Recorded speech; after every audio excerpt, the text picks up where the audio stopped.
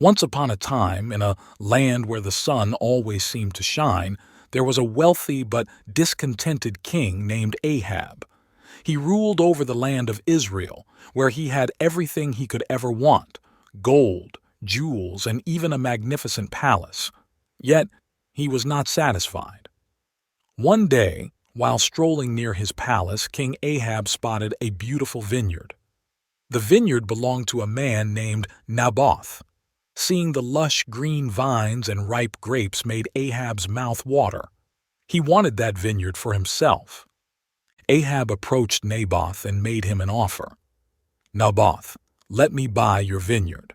I will give you a better vineyard in exchange, or, if you prefer, I will pay you any price you name in silver." But Naboth was a man of principle. He shook his head and replied, "The vineyard has been in my family for generations. I cannot sell it to you, my king. It is my heritage." Ahab was not used to being denied anything he wanted. He returned to his palace, sulking like a child whose favorite toy had been taken away. His wife, Queen Jezebel, noticed his sour mood and asked, "Why are you so unhappy, my king?" Ahab told Jezebel about Naboth's refusal. Jezebel, who was cunning and ruthless, came up with a plan.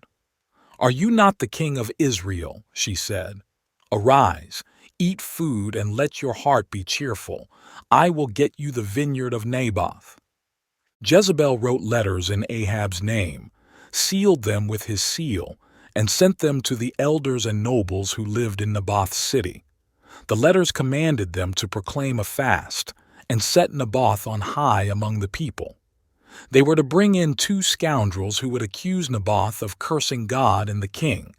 The penalty for such a crime was death by stoning. Ahab was overjoyed. He rushed to the vineyard and began to imagine all the grand plans he had for it. But little did he know, his happiness would be short-lived. One day, while Ahab was inspecting his new vineyard, the prophet Elijah appeared with a stern look. Elijah confronted Ahab about the murder and the vineyard, causing the king to tremble in fear, knowing the truth. Elijah announced that in the same place that dogs licked Naboth's blood, they would lick Ahab's too.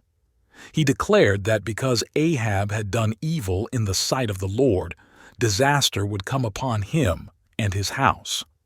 Ahab's face turned pale, realizing that his greed and Jezebel's wicked plan had brought a curse upon him. Despite his power, he could not escape the consequences of his actions. Years passed, and Ahab went into battle. He was struck by an arrow and died.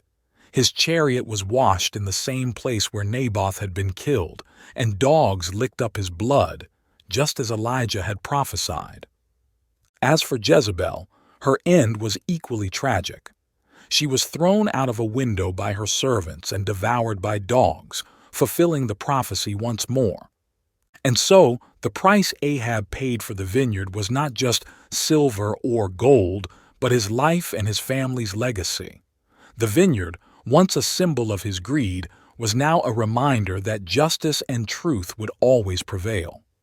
The people of Israel learned from this tale that power and wealth could never protect one from the consequences of their actions, and that the actual price of injustice was far greater than they could ever imagine.